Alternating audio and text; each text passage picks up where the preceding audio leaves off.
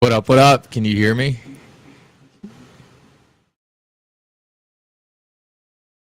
A little market open live stream. So if you can hear me, just let me know.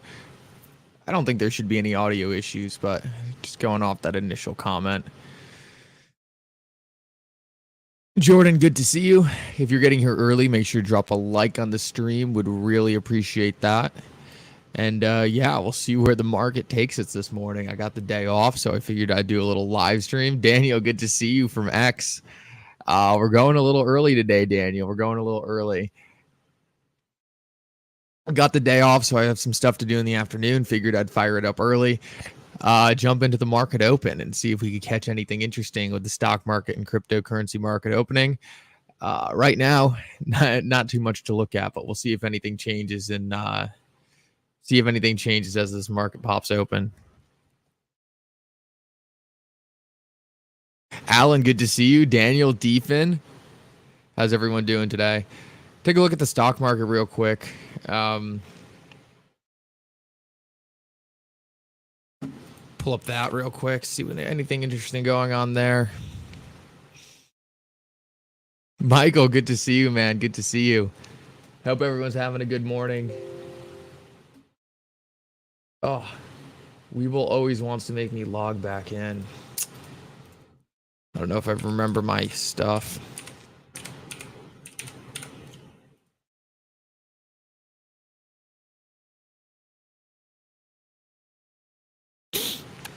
Free today, I got fired. Now I'm on PTO today. I had to burn the rest of the PTO for the rest of the year. So I get the day off today, which is nice. I get the day off today, which is nice.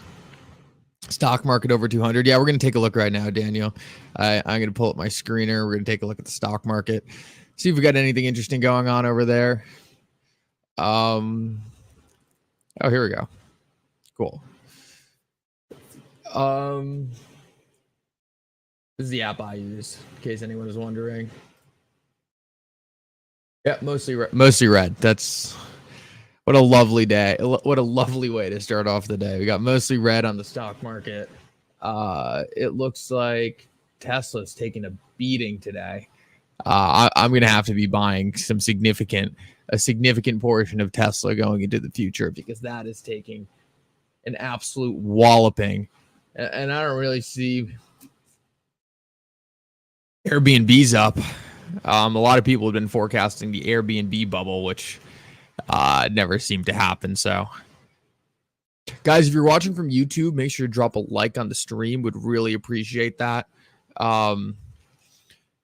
Let's take a look right now.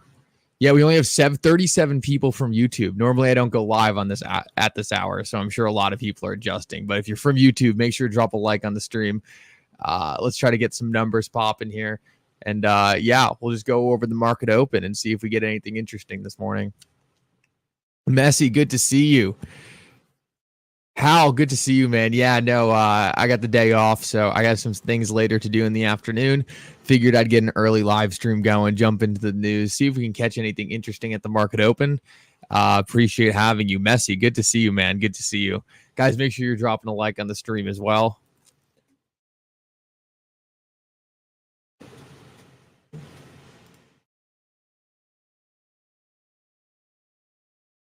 Take a look at Tesla.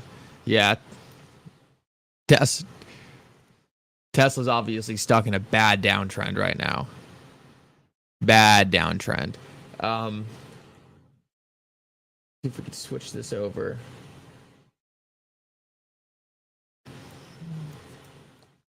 If we look at the daily. Yeah, so it looks like we're pushing down there. Not necessarily great to see, but what are you going to do? Let's go over back to the crypto price charts. Not too much interesting happening in the stock market. For XRP. Trading view. Do some analysis on the XRP price charts. You read my mind. You read my mind. DRM, good morning, good morning, good morning. Messi had a dream about settlement. Let's hope that comes true. Let's hope that comes true. That'd be absolutely awesome. Oh, there we go. I always forget I can shrink this down a bit and get a better look at my screen. Okay. Let's see what XRP is up to right now. This is kind of mainly what I'm watching on XRP. You just have this massive consolidation going on right now. It's incredible, guys. Like, none of this stuff has really changed down here, and you just see XRP reacting perfectly on this bottom support line. We want to see us hold this. So let's hope XRP can hold on the bottom of this range. I'm pretty confident it's going to. I think if we were going to break it, we would have broken it before. So that's overall what we have there. And then we'll bring in this rectangle, which is going to indicate the end of the Ripple SEC case. So the end of the Ripple SEC case is about May 20th. And then we essentially have a 100-day time period in which we're waiting for Judge Torres' ruling. So we'll just get this.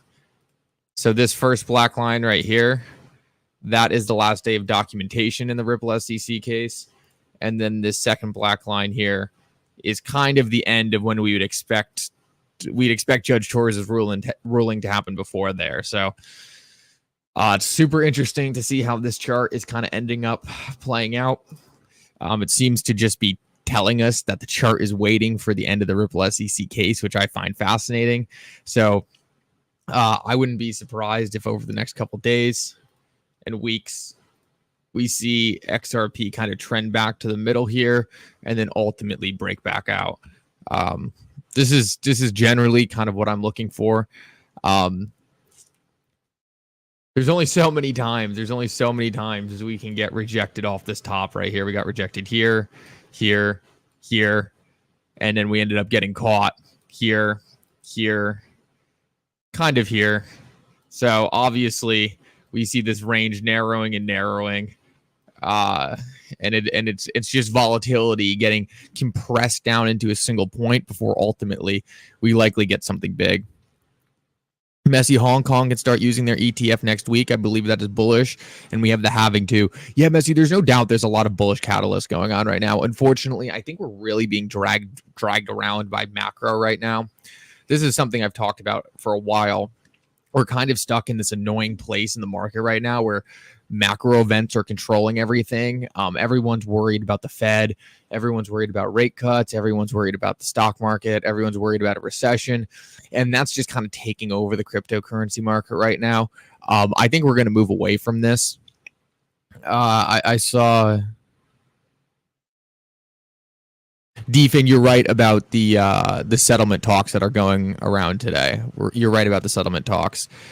Ed, nice to see you. I always love having you in the chat, Ed. You know that. Rise and shine espresso time. Yeah, that's what I need right now, man. That's what I need right now.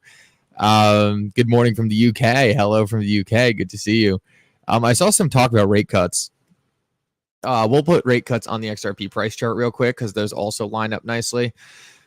So this is a bit of a tough one because obviously predicting what the Federal Reserve is going to do is very difficult. But right now the inflation rate is about 3.1%. And guys, I'm not going to do exact numbers here. I could spend 5 minutes getting every exact number for you guys, but I mean, in the grand scheme of things, it's probably not worth it. This is the 100-year average for inflation also. So we're right about the 100-year average for inflation. The Fed's target is 2%. Obviously, we're higher than that, but we are above the 100-year average. Right now, Truflation, a independent source that tries to track the inflation rate in the United States outside the government data, is putting us at 2%. So essentially, there's a gap between the government data of 3% and then Truflation's data of 2%. Now, 2% is the Fed's goal. We're at 3% according to the government data. Independent sources are saying we're at 2%. What I'm trying to say here is regardless, we're pretty close to where we want to be. If the 100-year average is that 3% number, we're not that outside of the normal. If 2% is where independent sources are putting us, then we're likely sitting in a pretty decent place to cut towards the back end of the year. We're going to have to see. It would be interesting if we did cut towards the back end of the year, because that would be another catalyst kind of in this range. So not only would we be expecting Judge Torres' ruling in this range, but we would also be expecting a rate cut, which would be very good for financial markets. This is one of my favorite questions right here. Michael says there's no way inflation is anywhere near 2%. Also, guys, before I jump into that question, just make sure to drop a like on the stream, especially if you're watching from YouTube. There should be 3 dots in the upper right-hand corner that will allow you to drop the like. And really appreciate you guys all being here. A little bit of an earlier live stream today. I know I'm catching a lot of people probably off guard with the timing of it, but wanted to do a little bit of a market open live stream, break down some things in the morning, and just kind of see where we're at. Yeah, so this is one of my favorite questions. I get it all the time. Everyone says there's no way inflation is anywhere near 2%. So let's jump into this because it's a question I really like answering, and I think I'm going to surprise some people, especially the people who are very anti-inflation at 2%. I think I'm going to provide some insight here that might make you think a little differently.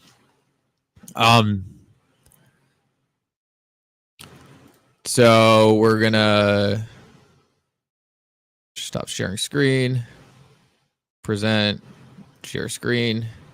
Okay.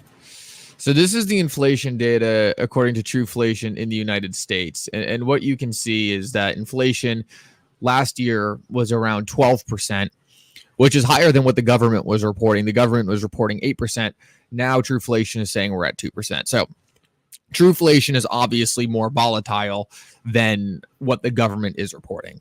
Now, people are saying there's no way inflation is anywhere close to 2%, which we're going to jump into that. Is it possible that inflation is not close to 2%? Absolutely, right? We know inflation and CPI are manipulated numbers. The Federal Reserve gets to pick what's in inflation, right? The Federal Reserve gets to say, hey, this is in inflation this year, this is out. So what the Federal Reserve will do is say right now they're measuring the average price of meat based off beef, and then beef goes exponential, and they want inflation to look lower. What they'll actually do is they'll replace beef with pork and say pork is low. So the inflation numbers are 100% false. But what people need to realize is those false numbers are produced by the same people who get to choose rate cuts or rate hikes. So if the Federal Reserve is manipulating the inflation to look low, it's because they want to cut rates. If the Federal Reserve is manipulating the inflation to look high, it's because they want to raise rates. So I completely accept the argument that a lot of these inflation numbers are very, very manipulated. There's no question about it. But the Federal Reserve is not drafting policy based off of the real numbers. They're drafting policy based off the CPI. So it's kind of like you're in the game. You've got to play it. It's sort of like, to me, when people say the numbers aren't real, it's like, yes, the numbers aren't real, but none of the game is played off the real numbers. The game is played off the fake numbers. So I completely take the argument that the numbers are manipulated. I take the argument that you don't believe the numbers, but we can only make investment decisions based off the numbers we do have. And if the Federal Reserve is manipulating numbers low, then that's likely means that they want to cut rates in the near future. So I hope that makes sense. I understand people don't believe the numbers. I understand there's a lot of skepticism on whether the numbers are real or not. I just want to make the point now, if we come back to this price chart, because that's originally how this started with the rate cut discussion. Hold up. We will get back there momentarily. Yeah, if we get back to the price chart, right? Look, if these are the two numbers that are being reported, and you say the government data is high, the Truflation data is low, maybe we're somewhere in the middle, that's still a pretty good number. Regardless of what you think, this is the data the Fed is reacting to, and this would indicate that rates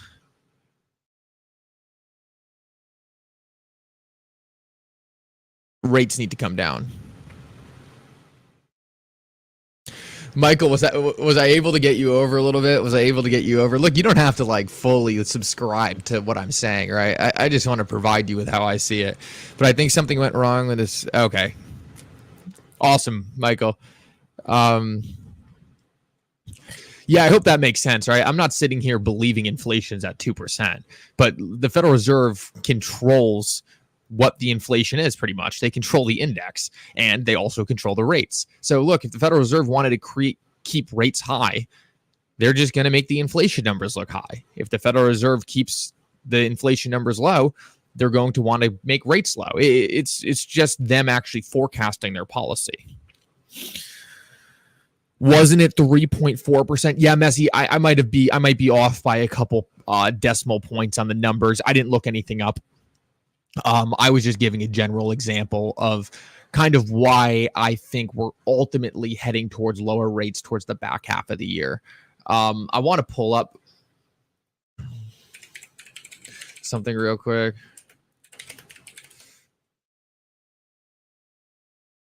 You know, it's really true. It's really disappointing. Truflation used to have their charts charted against the government data. And it's a real shame they got rid of that, because it was fascinating to look at the Truflation data charted against the government data. It still doesn't look like I'm able to pull that information, which is really unfortunate, because it was really cool seeing Truflation charted against the government data, and you could really see kind of where the differences were, but it doesn't look like I can pull that right now. Overall, I think that's just another catalyst going into the back half of the year. Look, a lot of people are really worried that still the Federal Reserve is going to raise rates and even possibly not cut rates at the end of the year. I think I'm the contrarian in taking the viewpoint that we are going to have rate cuts towards the end of the year. We'll have to see what happens, but I like being the contrarian. If settlement today, I'll give it 100 XRP. Look, guys, I'm sorry. I don't think there's going to be a settlement today. A lot of the rumors being reported on that settlement thing just aren't true, unfortunately. Trust me, I wish they were true as much as you guys did, but they're just based on an old statistics. Shadowstatistics.com. What is that? I would like to take a look at that. Shadowstatistics.com. Shadow statistics.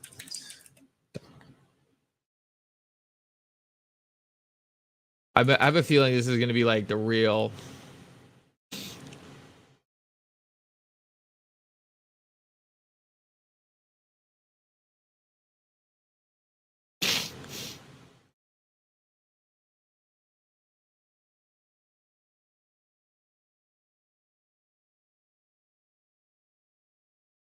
Okay, this is going to be great, actually. This is great. Thank you for that site.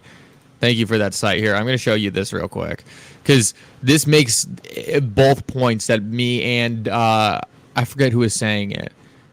Maybe Michael. Yeah, this makes both points very clear. And I think that's where a lot of people get a little confused. Okay, so let me see if I can zoom in this. Okay, so what you're looking at here is you're looking at the official CPI against the essentially real CPI according to the site. And what you're seeing, right, is that the general trend is the same in both, whether you're talking about the real CPI, the fake CPI, whatever you want to call it.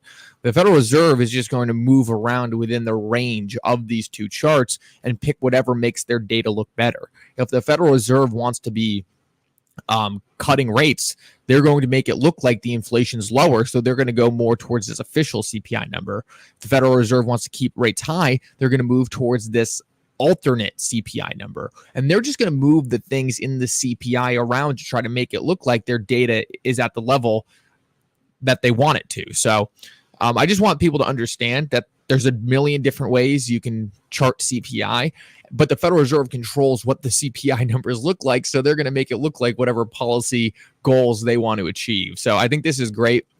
It shows you that, look, we're not necessarily believing that, right, the inflation numbers are where the Fed says they are, but that doesn't mean that that doesn't mean we're not going to pay attention to what the Fed is saying, because the Fed controls the policy. Great information there. And it really illustrates the example, right? Whether or not we believe the numbers are real, we have to take the values that the government is giving us and understand that that's what they're creating policy based off of. Ed said, not sure if this topic for today, but can you explain derivatives and how they can affect the market? Seems like betting to me, use a swap, etc., to hide what they're doing. Look, derivatives are a pretty complex topic.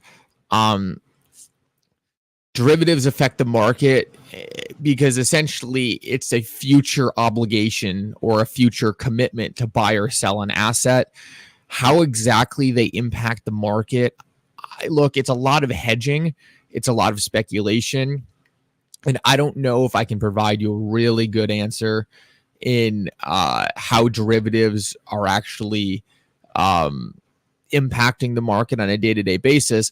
But if you just break it down from fundamentally what they are, is it's really just an obligation to do something on a future date. So I don't know. I don't really have a great answer for you. It looks like BTC and XRP are about to dump hard again. Let's take a look. Well, the entire stock market is dumping hard right now, which is not great to see. That's not great to see. That's one of the things I've tried to make clear on this channel. Oh, never mind. This could be good. NASDAQ is pulling up. The NASDAQ is trying to go positive. Let me get that up real quick, because look, guys, we need to understand the NASDAQ is really, really, really what's going to control. I don't know if, I guess I have to go to trading view. Let's watch the NASDAQ real quick, because I think this is going to be. Is Murdoch on? This is an old chart me and Murdoch were looking at one time. I'll pull this up real quick. Also, guys, if you're over on YouTube, make sure to drop a like on the stream. It's going to be really, really helpful in getting more people in here, especially new people. Love having new people in here. All right, let's take a look at the dollar real quick. This was my prediction for what we see with the dollar. This is just a very, very rough channel that I think is pretty obvious with the dollar. But whenever you have a chart that goes all the way back to like 1967 and you have these defined trend lines, then they're pretty interesting to watch. What we can see is the dollar touched a couple times back here, and we're really just creating this trend. Look, guys, if we can have an altcoin season that corresponds with actually the dollar kind of moving back towards the bottom of this channel, that would be absolutely incredible. And something that gets me really excited is obviously if you chart the dollar right here against the money supply. So the money supply in the United States, right? If we just draw a chart, the money supply is doing something like this. The value of the dollar. Hold on. The value of the dollar is going like that. So, guys, we know the government's printing money. We know the dollar is essentially being devalued in real time, but that's not necessarily being reflected in this index yet. Now, I have a feeling that this index will reflect it over the long term, and hopefully that means a topping out up here and a move towards the lower range. This would be really, really good for the cryptocurrency market. This would be really, really good for the stock market if we could have a long macro time period where the dollar significantly cooled off and moved towards the bottom of this range. Guys, I don't see how, based on the government policy we're running right now, we wouldn't see the dollar come back down towards this lower range. All the common sense we can look at tells us that right now we are running a very irresponsible fiscal policy. Everything we can look at is telling us that we're likely going to see the dollar devalued over the long run. And if we look at long-term charts of the dollar's purchasing power, we see that the dollar is losing purchasing power every single day because of inflation. I do believe over the long term, we're going to see the dollar kind of move back towards this range.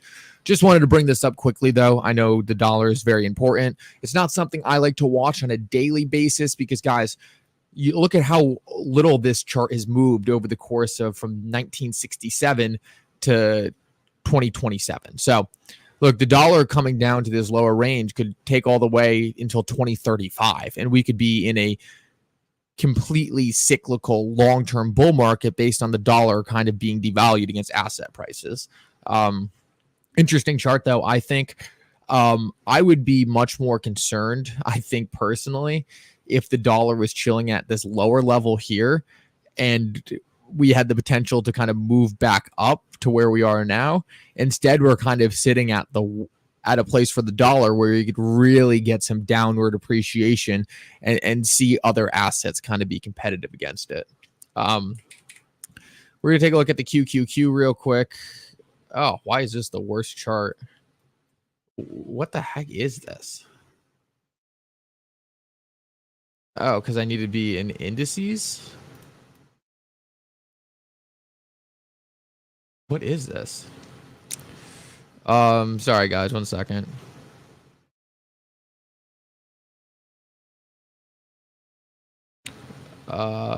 Indices.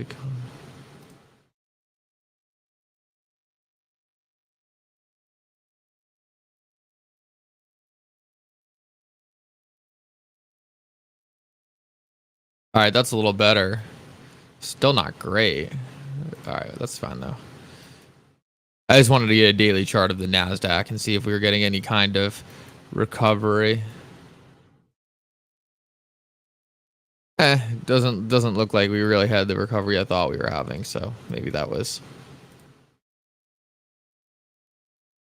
I mean, the good news for the NASDAQ, I guess, if you're just is this right here. It's the fact that the NASDAQ, right, really to me just looks like it wants to maybe do some kind of retest here, reconfirm a base before moving higher.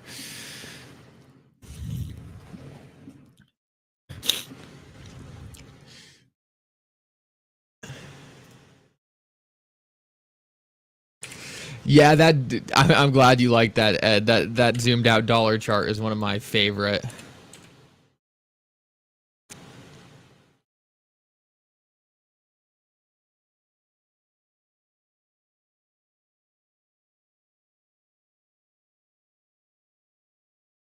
Yeah, this is an interesting one, Ed. This is an interesting one. How bullish should Coinbase's Q1 earnings be? Taylor, did you say you were shorting Coinbase or were you long Coinbase? I remember you saying something about Coinbase. Also, guys, I don't know what's up with that NASDAQ chart I was just looking at because I'm looking at my phone and it looks like the NASDAQ is now positive. So something weird is going on there. Let's take a look at Bitcoin real quick. It looks like Bitcoin is pulling off the bottoms a little bit, which is good. Oh, you're long? Oh, awesome, Taylor. Awesome.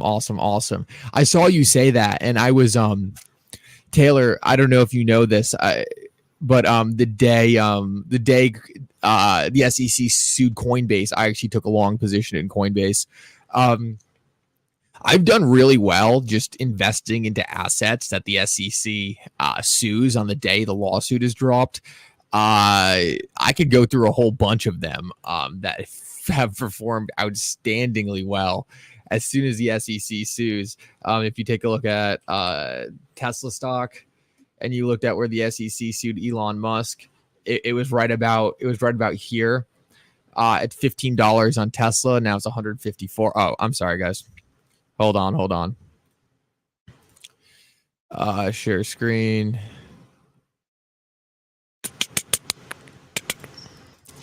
Yeah, so if you look at where the SEC sued Tesla, it was right here at about $15.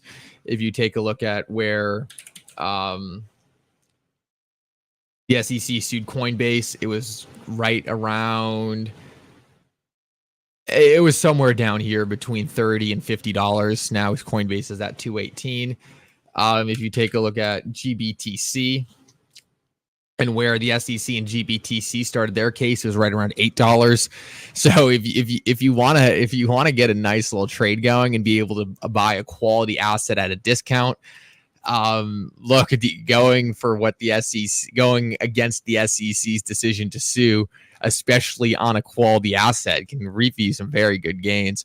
Guys, we're up to 129 on YouTube. Make sure to smash that like button. I'd love to get as many people in here as possible.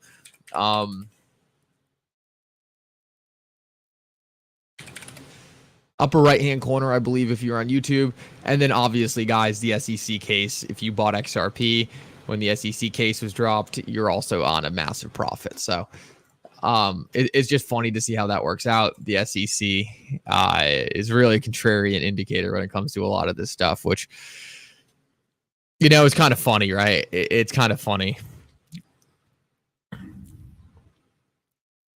Taylor, hell yeah, the SEC goes after regulated trusted entities, and we run into the burning house. Exactly. Well, there's going to be times, right, where the SEC is suing a straight up Ponzi scheme. So I don't want anyone to think like, oh, SEC case, that means go invest in it, right? That's not what we're saying. But we're saying if you see a BS case by the SEC against a great company, then the SEC is likely going to create a lot of fear. Then you can buy that fear. Trading volumes have been so high. Q1 also report with ETF custody revenue. Taylor, me and you, man, we are on the same exact page. I agree with everything you're saying. That's why I started buying Coinbase. The ETF custody business is going to be huge for Coinbase. If you couple that with those trading volumes, that's going to be huge.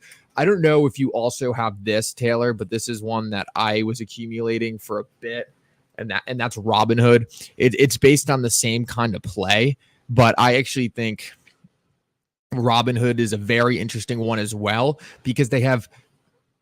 I don't have the number on me right now. We can take a look, but okay, Robinhood's market cap is 14 billion, and if we take a look at their financials, we can see that they actually have. Google Finance is so bad. It hurts. It hurts to use Google Finance. Like, how do you not have that number right there? All right, so if we take a look at the balance sheet.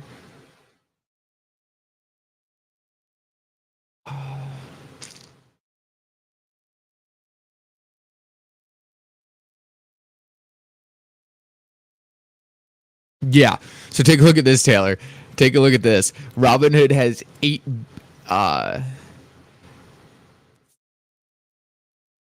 this has to be in thousands, right? Yeah, numbers in thousands. Okay, sorry. Robinhood is $8 billion on their balance sheet in cash, and the market cap of the stock is trading at 15 billion. So Robinhood, you're essentially almost getting all cash for buying Robinhood's business. Now, when I was buying the stock, it was actually in the $8 range. So you were essentially buying Robinhood stock and getting all their cash, which was insane. But Robinhood is going to have that same influx in trading activity as well. And they are offering some very, very competitive products in terms of their IRAs, their retirement products. They're giving people 1% match for coming over to the platform. And in my opinion, you're kind of just growing with the user base of Robinhood. So the more and more wealthy the people using Robinhood get, the more and more wealthy the company gets. It's a great long-term play. Awesome, Taylor. I'm glad. Hey, look, I consider Robinhood and Coinbase kind of very similar. The reason why I like Robinhood a little more is because for crypto, I think I like the pure crypto investment a little more. But if you just compare the year-over-year results, I mean, Coinbase is almost doing $1 billion in revenue. Robinhood is $500 million. Coinbase's market cap is 50 billion. Robinhood's is 17. So Robinhood might be a little cheaper based on those metrics. Overall, both are great, though. Both are great. And yeah, those are two of my favorites. Now, one of the ones that I'm really getting excited for is I would like to do a private investment in Uphold. I would like to get some Uphold shares. I think that would be really, really cool. Just trying to get signed up with my accredited investor profile. But I would love to get some Uphold shares. I think that would be a really, really cool investment. Robinhood has a 3% cashback card. Yep, I'm on the waiting list for that right now. I'd love to get that card. Look, Robinhood is just doing a bunch of really, really smart stuff that I think is really going to benefit them over the long run. And look, guys, this is the chart like I love to see. Like, this is going to seem crazy to some people, but actually, you know what? Why are we doing this on Google? Let me get a better chart for you guys.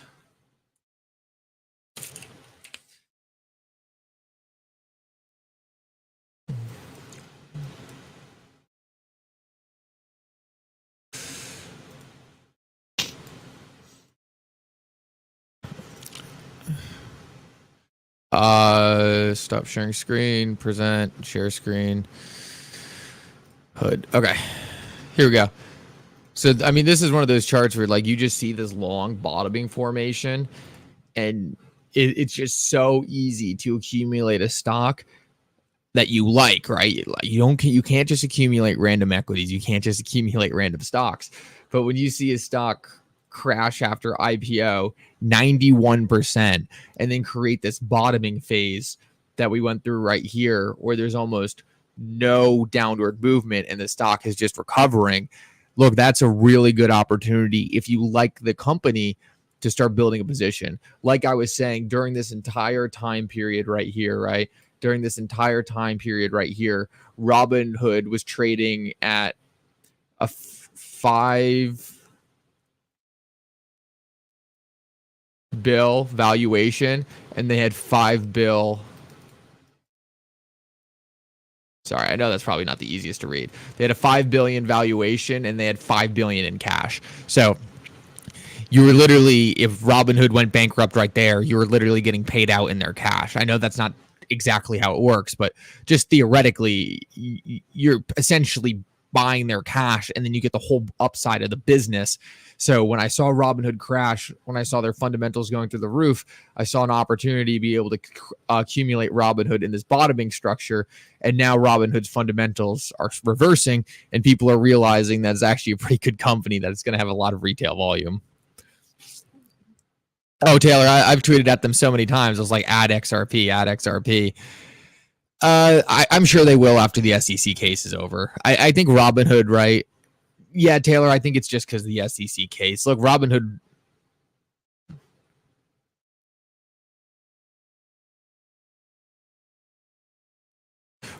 is filing reports with the SEC daily. The last thing Robinhood wants is the SEC asking questions.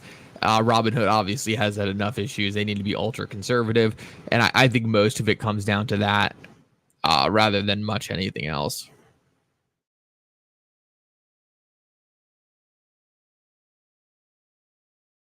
Let's see. I'm going to flip through the news quick and see if I come across anything that I think needs to be covered. If you guys see anything in the news, also would love to see it in the chat, right? When I'm explaining charts, flipping through my phone real quick, sometimes I miss some big stuff. So if you guys find anything interesting you want me to cover, would really, really appreciate that. And guys, just make sure if you're on YouTube, you smash a like on the stream. It's really, really helpful to getting new people in here. Really, really helpful in getting more and more people on the stream. So really appreciate everyone doing that. It's super, super helpful.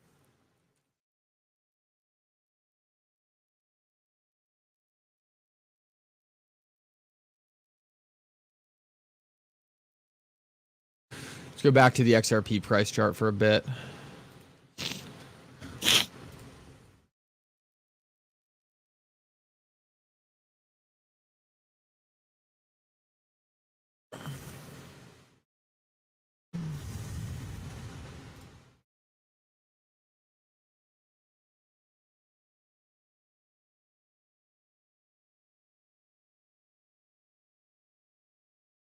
Yep, back to the XRP price chart. I mean, we're just reacting perfectly to this bottom layer right now. We've talked about this, right? We just want to see XRP move back within this range. If we can get back to the midpoint, we're going to be looking really good. We're going to be looking really good.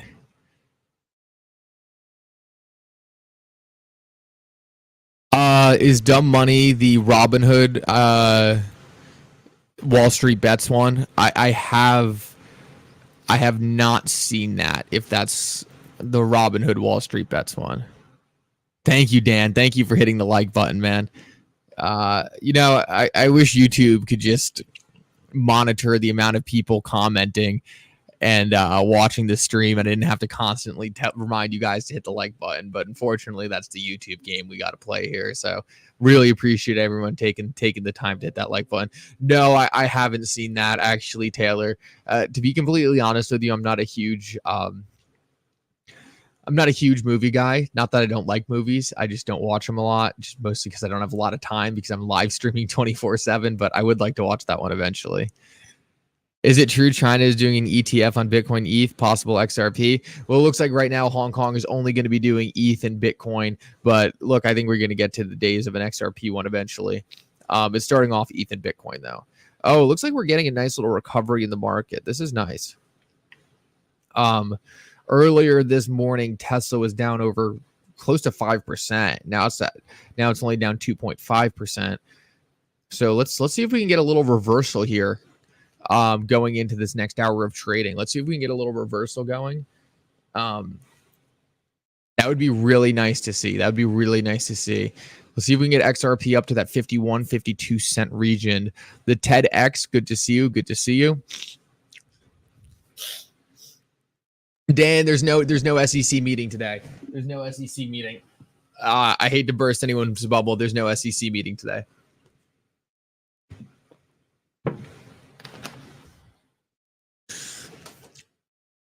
I'll break that down if people want me to.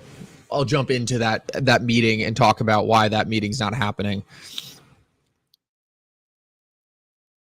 Getting sick? No, it's just allergies, man. We got the spring here, and they're catching up to me. They're kicking my butt. So apologize for probably how stuffed up I sound, but we're pushing through. We're pushing through.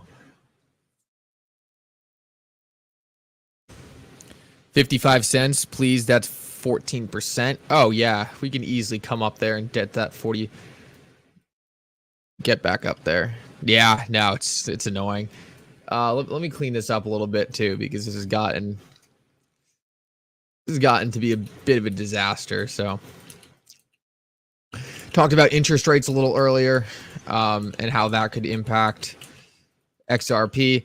Obviously, this chart, for those of you guys who haven't seen it, this is my XRP long-term chart charted against the end of the Ripple SEC case. And I guess we can do this too. This is another interesting one. This is one that Taylor specifically called out that I had to check out on stream that I thought was fascinating. Let me pull it up. It's the XRP BTC chart. This is a fun one. I'm sure you guys are going to like this.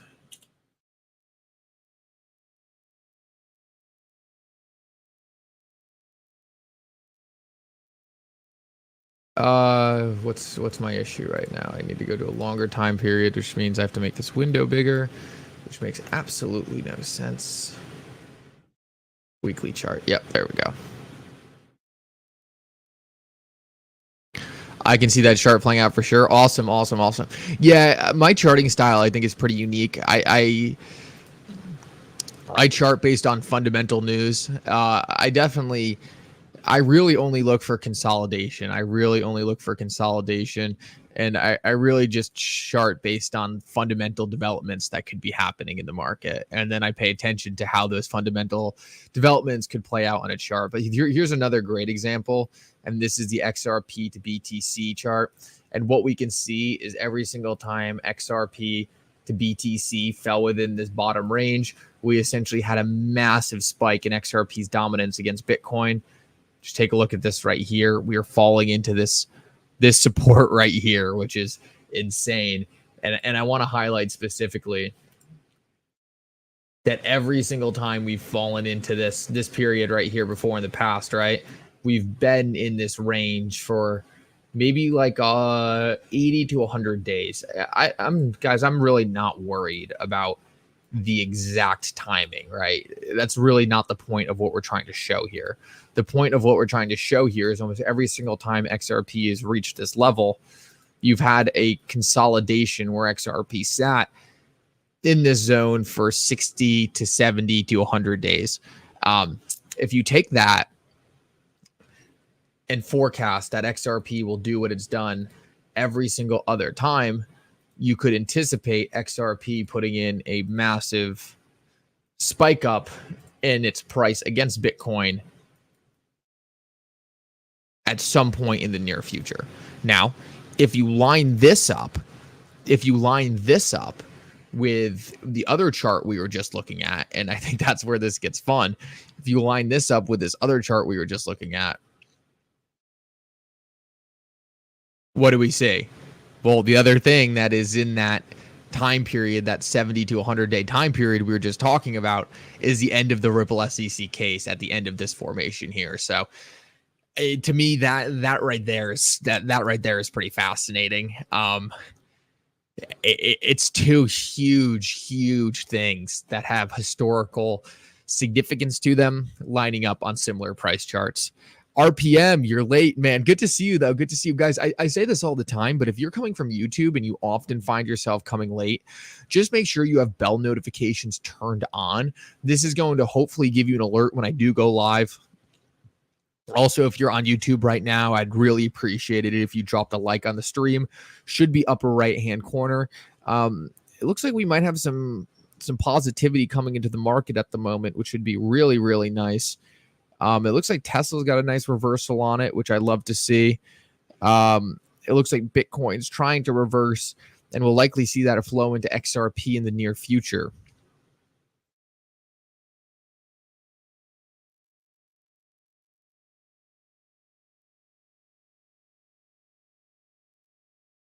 Any questions, make sure to drop them in the chat as well.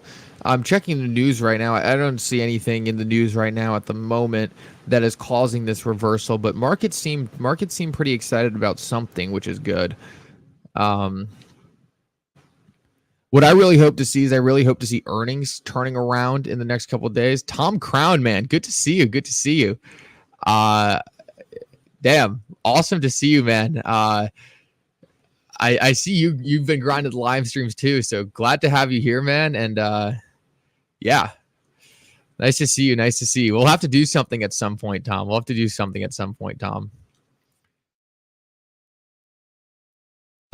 you something good today or Tuesday. Go. Hope we hear. Yeah. Look, guys.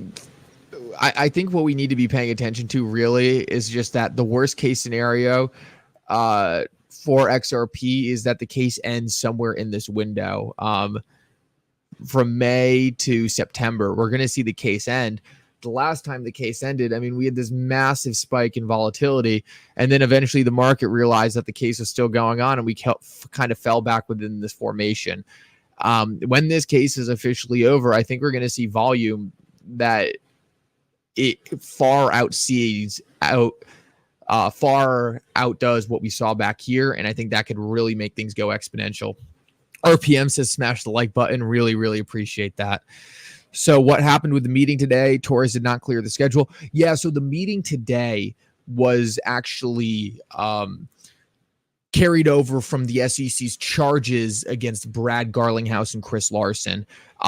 The Judge Torres scheduled a settlement meeting so that Brad and Chris could settle those charges with the SEC and it wouldn't have to go to trial. But then the SEC just straight up gave up because their case was so weak. The SEC actually dropped the charges against Brad and Chris because they didn't have any evidence to prove Brad and Chris did anything wrong. So the SEC dropped the charges against Brad and Chris. Ultimately, that never got cleared off the calendar for whatever reason. Unfortunate, but that's what a lot of people are picking up on today. So a lot of people are picking up on a settlement discussion that was supposed to happen that was ultimately canceled because the SEC dropped the charges against Brad and Chris. I totally understand why people are getting confused on that. It's a bit confusing.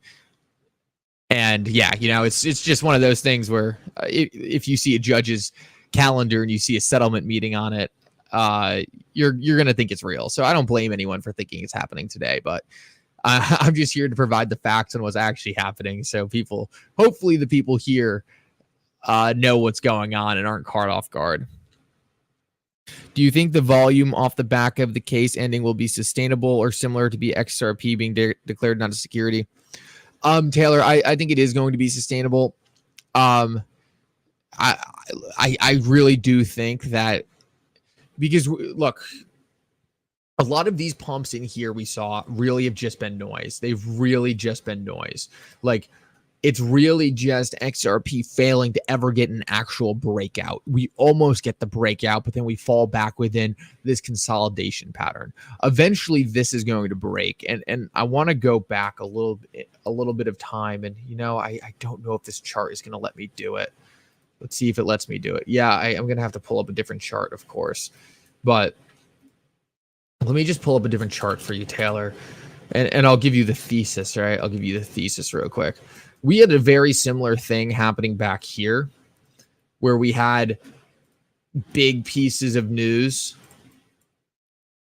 unable to essentially break through this consolidation pattern. You had this pump right here, right? Never broke out. You had some smaller pumps here that couldn't get sustainable. You had pumps here that couldn't get sustainable. But then suddenly you just had that one catalyst that sent it through the roof and allowed it to really make a big push up to these higher levels. So I think we're watching a very similar thing right now. And in fact, I think the similarities between these charts are shocking, especially this big capitulation right before the ultimate rise up. If you take that over here, right, and just look at where we're sitting, I mean, it's almost identical. It really is, and it's shocking to kind of how these things play out. But you just do some rough charting on here. You have the same exact thing. You have the big pump here. You have the attempt to break out back here. And then ultimately, you would expect eventually it to kind of just play out in a very similar fashion. So do I think it's going to be sustainable? I do, because I think one of these pumps really is going to be the thing that allows XRP to create that sustainable run without getting knocked back down. And guys, I think that's where the fun part starts, right? Because if you just take a similar size move from what we saw here, this is the same move, and throw it on here, I mean, that's a $300 XRP. Are we going to go straight to $300? Look, that's a tough prediction to make, but it's easy. Even if I make this line look very small, it's so simple to see how we could easily reach that $10 to $50 number. There's no telling how high price is going to go, but one of these pumps out of here is going to be sustainable. Just like it seemed like back here, we couldn't get any sustainable price movement. Then suddenly it happened. I think it's going to be similar back here. Let me just zoom in a little bit so this is easier for you guys to really see the whole thing. There we go.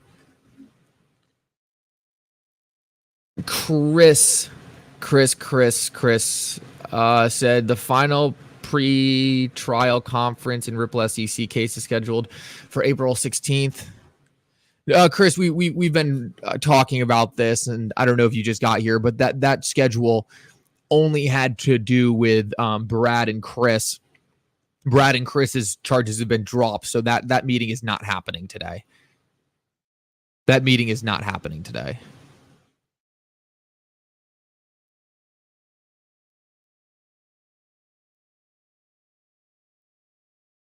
Yep, no trial between Brad and Chris. And that's awesome, guys. That shortens the case. So, look, the SEC overcharged and under-delivered at the end of the day. The SEC wanted to charge Brad and Chris. They didn't have any evidence to charge Brad and Chris, and that's a huge issue for them. So,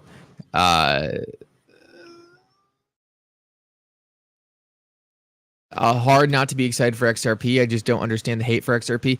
Dirtnap Defense, I think most of the hate from XRP really just comes from the price action. I think a lot of people have bought XRP. I think a lot of people bought XRP back here, ultimately got burned by XRP, kind of developed some kind of hatred towards it that didn't really make any sense. And then I think a lot of those people are mad that they didn't get early allocations of XRP via Ripple like that they did a lot of the other ICO tokens. So I think a lot of the mainstream media people were able to get in on the ETH ICO. We're able to get in on a lot of the other ICOs and therefore have some kind of allegiance to the teams that essentially gave them cheap tokens and were able to profit off of them. That didn't happen in the case of XRP. I think a lot of these big media people, I think a lot of these big influential people are salty that Ripple didn't give them cheap coins, are salty that Ripple didn't kind of let them into the infinite money making system of getting pre-allocated coins that are cheaper than market price.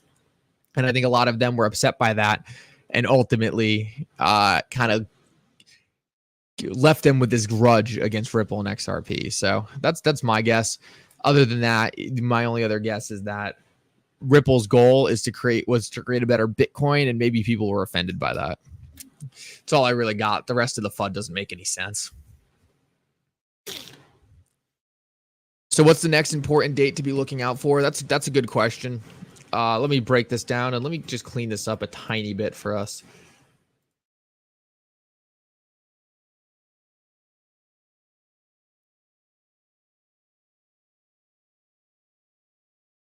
One second, guys. Just cleaning up this chart a little bit so I can get the next important dates on here.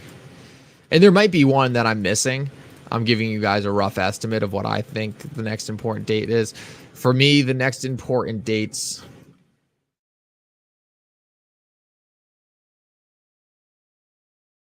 are within this rectangle right here. So the start of this rectangle you're looking at right now, the purple one, the start of this rectangle is when the last day of documentation is due in the Ripple SEC case, and the end of it is kind of the end of the realistic time frame for when Judge Torres is going to make her decision in the case. So we're likely going to see the end of the Ripple SEC case in this purple triangle. And I have this as a range from May 27th to September 30th. I think September 30th, honestly, with you guys are going to like this. I think that's a little too long.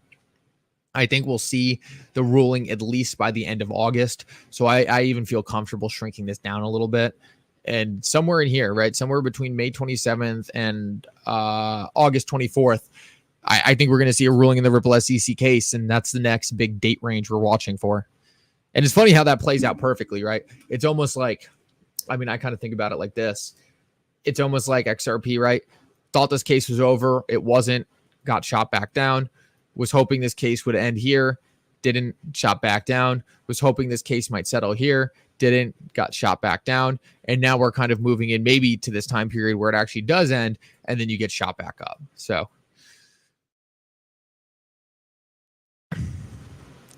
and guys, this is the difference in how I do technical analysis, right? Like a lot of people will say, oh, the charts dictate the news, right? I'm convinced the news dictates the charts. So to me, it just seems like XRP is trying to tell us right now that it's just waiting for this event to come. It's waiting for this event to come. And the good news is this event is coming. Court cases don't go on forever. They do end. I know it doesn't seem like it now, right? In the XRP community, it doesn't seem like it ends, but it will end. I would say it's safe to say that everyone's frustration is the SEC, all the games they play and reasonable expectations. They have their own. Yeah, I agree with you, Brian. I do. Do you have any idea for why there's so much XRP derangement syndrome in the market? It almost seems like it is a coordinated media effort. Yeah, I have no idea what the actual reason is. I think I really don't. I think it's just because a lot of these people didn't get ICO tokens and they're salty about it. And a lot of these people wanted very easy ways to profit. Think about where most of these people are investing. A lot of these people are investing in things like meme coins that essentially they're getting given beforehand and then dumping on their followers. A lot of these people were in the ETH ICO where they got ETH at fractions of a penny before it went live. I think these people really just want investments that are risk-free, where essentially Ripple would have given them XRP below market price. And I think that made them pissed that Ripple didn't do that for them. And I think therefore they feel like they have the need to kind of go against it. But other than that, I really don't have a good theory, other than the fact that a lot of these people are Bitcoin people. And a lot of these people see Ripple marketing XRP as a better Bitcoin, as a threat to Bitcoin. Other than that, I don't have a lot. Maybe it's that Ripple's goal is to work with the traditional financial firms, but that one doesn't seem as realistic to me. Who do you believe made XRP? I think it's Jed and David. I don't know if there's any speculation on that. That's good, Eric. That's good. Rand Nooner, exactly. Rand Nooner's a joke. I think a lot of haters are just impatient. Yeah, I understand why people are impatient, right? I understand why people are impatient. Look, I think the people like myself who've gotten into XRP, I got into XRP, let's see, December 29. I got into XRP around here, right? So I've still been in XRP for a while. It's been almost 4 years of investing into XRP. And then since the time I've been in XRP, right, XRP has been going steadily up, not quickly, right? Not the parabolic rise we want, but XRP has been going up. A lot of people bought XRP like here, right after a 32,000% pump. Now, These people are very impatient with XRP because look, they have been holding since 2017, 2018, and are still at the prices they bought back here. Now, I would say that's what happens after you buy after a 52,000% pump, right? There's going to be a lot of consolidation because this right here was one of the most parabolic face ripping rallies the world has ever seen. So a lot of people literally were buying here. And if you look at a lot of the influencers who are anti-Ripple and anti-XRP and look at their old content, you can see this is exactly where they were buying. They were literally buying right after this 52,000% pump. Now, just think of the number I'm saying right now, 52,000% pump. Of course, XRP was going to need a long time to consolidate after doing a move like that. And I think a lot of these people are very impatient. But what I've seen is the people who've kind of come in a little bit later around this time period are a lot less impatient because they really just see the fundamentals going through the roof and XRP really being positioned to be a top tier cryptocurrency. So,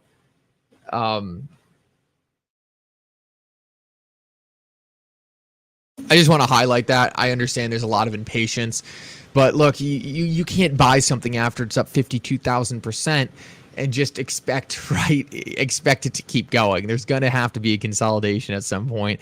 Things are going to have to cool off, and I think that's what we're seeing. Also, guys, if you're over on YouTube, make sure to smash the like button. Would really appreciate that. It's super helpful. There should be 3 dots in the upper right-hand corner. You can hit the drop down there, and that will allow you to drop a like on the stream. Would love to get past 100 likes. I actually can't see the likes. I don't know if we're already there. Yeah, would love to get past 100 likes if that's possible. So thank you to everyone helping out there. Really appreciate it. I'm going to check out the news real quick. See if we got anything interesting going on.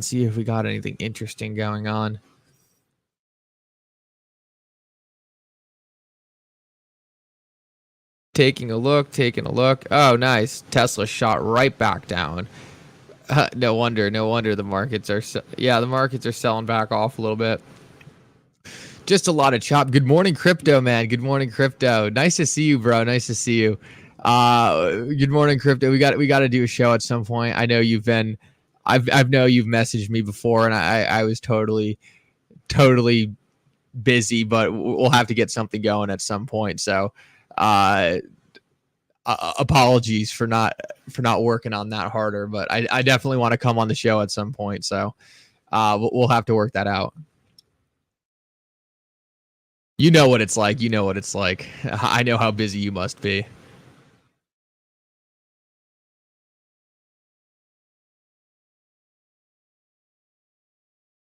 Jay said, thank you for all your contributions. Awesome. We'll figure that out. This is TradingView. TradingView is awesome.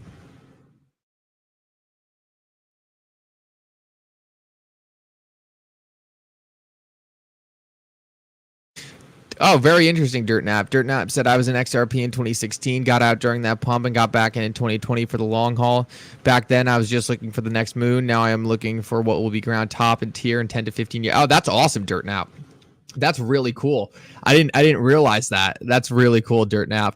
I'm gonna throw that comment on. That's a really cool comment. That's one of the coolest comments I've seen in a while. So, DirtNap, I'm not gonna talk on behalf of you, but this is interesting, right? DirtNap says that he got in around this time period. Sorry, hold on, let me get a better marker. DirtNap got in around here, right? Was able to ride this, right? We're not going to assume DirtNap sold the very top, but whether or not he sold anywhere in here, he likely made good profit, and then later came back to XRP to essentially invest in the fundamentals. So that's a great example of what I think is just, I don't know, doing things the right way, right? Not expecting XRP after going on a 52,000% pump to instantly start pumping again over and over again and continue going upward. And I think that's a lot of the mistakes that people made back in the day. They didn't respect the 52,000% pump. They assumed that was just going to keep happening over and over again. They weren't realistic in thinking, right, that that's probably going to need a long time of cooling off before it can make another move. But guys, what we're looking at right now is the fact that we're likely very close to XRP being ready to make that next move. Good morning from the UK. Good morning. Good morning. Good to see you. Good to see you. Really appreciate all the great questions in the chat, guys. You guys are absolutely amazing. X pops. I'm shocked on how big these X live streams get. When I go live on X, we're almost at 1,000 viewers on X, and we're only up to like 150 on YouTube, which is small for YouTube. But I don't know. Let me know, guys, if when I'm live on, let me know if when I go live on YouTube, if you will go on X if I'm there, or you would rather watch from YouTube. Do you rather watch from YouTube or X?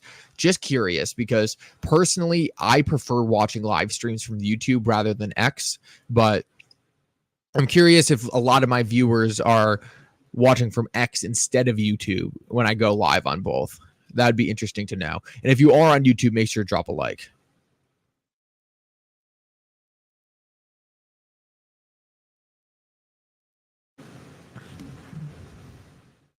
Nicholas, good to see you. Any thoughts on Velo token? I don't know anything about Velo. Yeah, Brian, I prefer YouTube. I really do.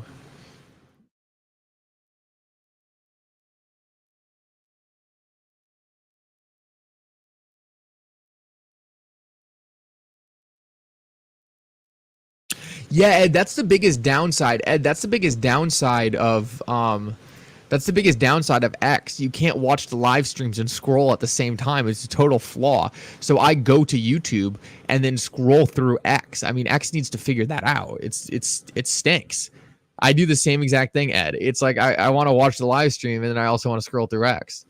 It's so crazy how much information you have at the tips of your fingers now that you could be sitting on this live stream, right? I'm going through charts, and you could also be reading what every single influencer in the entire market is saying all at once. I mean, guys, we are so much more sophisticated than investors back in the day. It's really cool.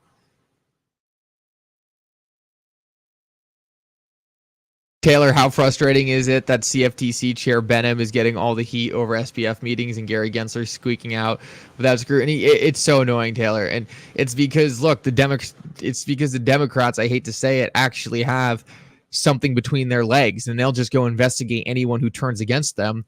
The Republicans, they've watched Gary Gensler backstab them and walk all over them for the last 4 years, and all they did was write him mean letters. So the Democrats didn't like that Benham has been pro cryptocurrency, so they're going after his throat. Meanwhile, the Republicans watched Gary Gensler walk all over them for 4 years, and all they did was write him a mean letter. So I've talked about this before on my channel. I think this Republican administration has been an absolute failure in holding Gary Gensler accountable. I mean, Tom Emmer was literally campaigning on holding Gary Gensler accountable. I actually think Gary Gensler was called in front of Congress more during the Democratic administration than the Republican administration.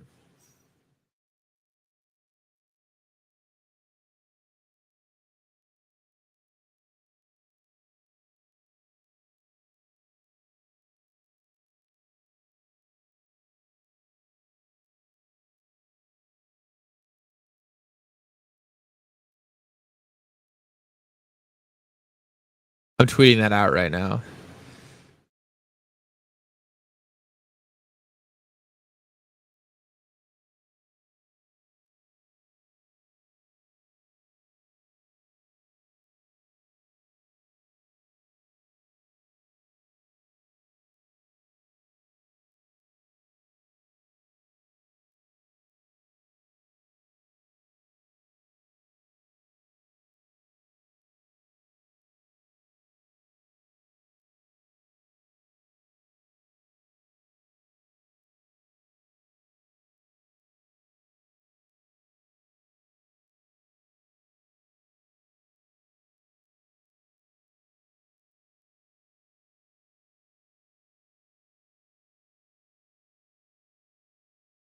One minute, guys. Just roasting Tom Emmer at the moment.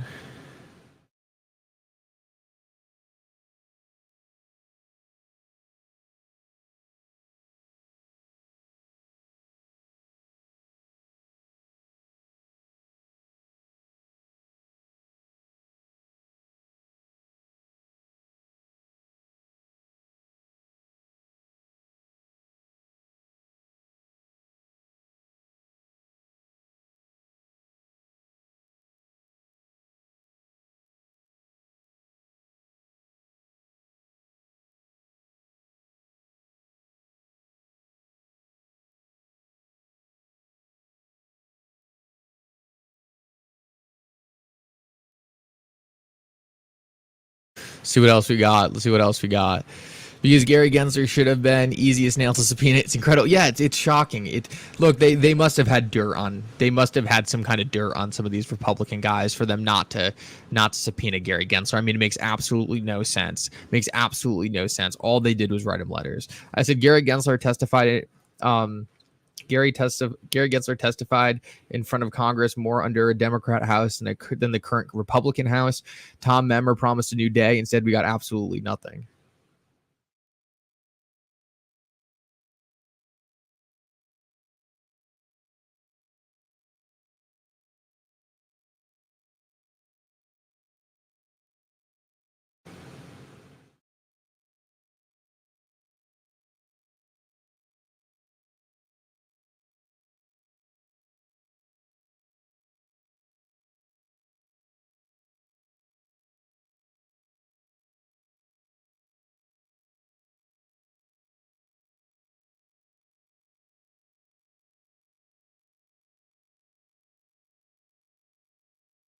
All right, let's see what else we got. Need a glitch to stick. Yeah, we do need a glitch to stick. That took me a minute. To wrap my head around. Who do you follow on XRP regarding XRP Insight? That's a great question, but honestly, if you just look at the stuff I retweet and like, you can get a very good idea of who I follow, who I pay attention to, right? I'm not gonna throw out specific names like at the moment, but just take a look at my feed, and it's pretty easy to see who I give the most attention to. To be completely honest with you guys, at this point, I've kind of developed an understanding for XRP from the investment side that I really just do a lot of my own insight. If I follow too many other people, it kind of clouds my own vision of what I think is going to happen. But I follow a lot of different builders on the technical side.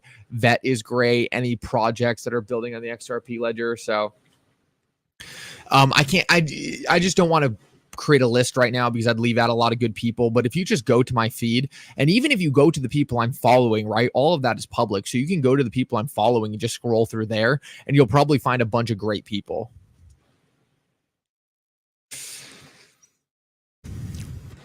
All they cared about was FTX and the bank collapse. Nothing really more about crypto and retail garbage. Yeah, I mean, they didn't even really care about FTX. They didn't do anything.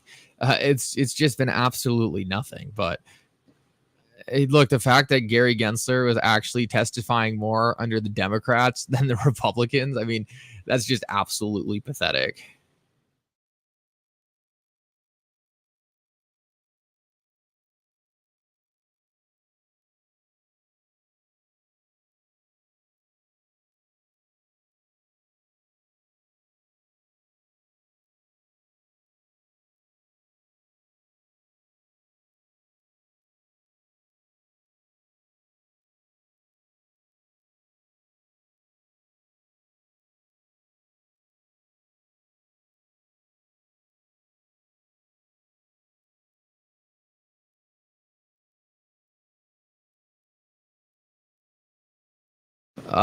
Just taking a look to see if I can get any good news going.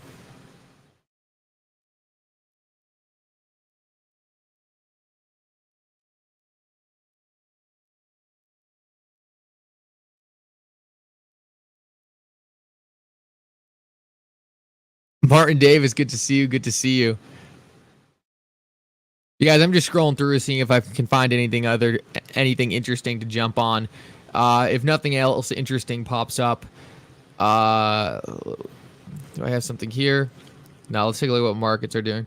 Markets are recovering decently. The stock market is. We haven't necessarily seen it flow into the cryptocurrency market yet, but hopefully later in the day we might get something. We're kind of just bouncing right now. Yeah, I mean, it's disappointing, right? I really thought there was a chance that the Republicans were going to subpoena Gary Gensler and hold him accountable. If that happened, I think Gary Gensler would have been forced to do a lot of more drastic measures in settling a lot of the cases he's under. But Forget the charts, no pump until JP Morgan says so. XRP is the banking disruptor.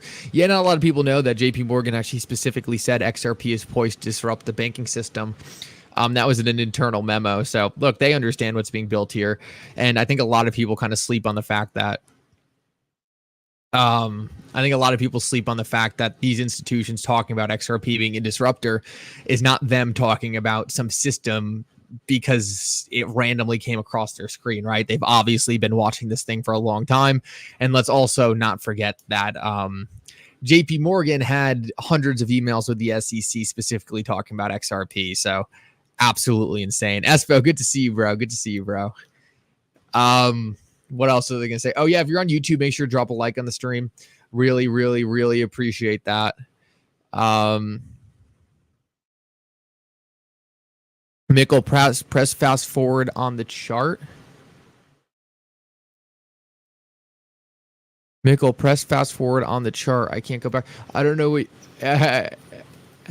Oh, I got you, RPM. I got you. Unfortunately, I don't have that power. I have to borrow David's Switch maybe, and then I can get things moving a little bit. Unfortunately, I don't have that power. That took me a second, RPM. That took me a second.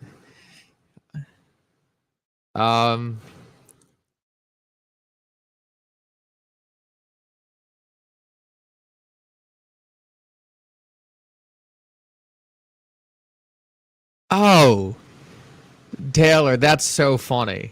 That's so funny. I just read your DM. That's so funny. I've been watching the stuff you post on X and thinking, oh, I like this guy. And then literally right when I started reading that DM, I was like, oh, that must be him. That's so funny. Awesome. Good to connect with you on X, man. I know some people have different names and it's hard to like correlate it, but yeah, no, me and you are on the same exact page. That's cool.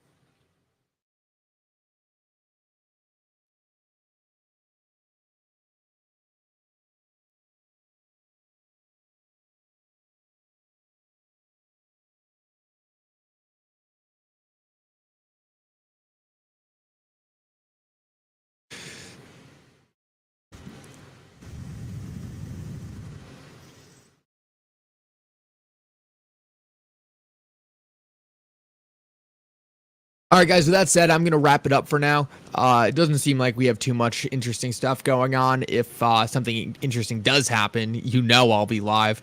Guys, I hope everyone has a great rest of your day. If you're new here, if this was your first time on the stream, whether you're on X or YouTube, make sure you follow me. We go live almost every single day. Turn bell notifications on. It's going to make it so that when we do go live, you get notified. I hope everyone has a great rest of your day. For now, Mikkel out.